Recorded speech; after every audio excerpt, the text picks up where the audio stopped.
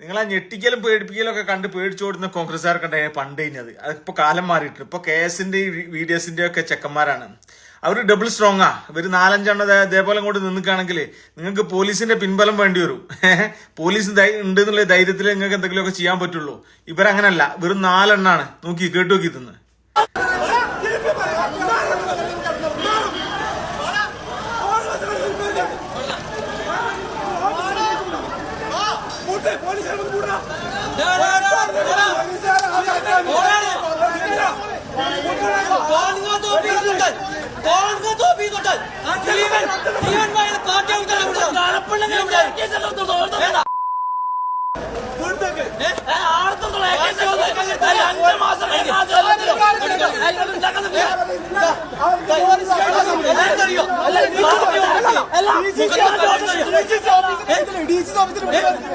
എന്ത്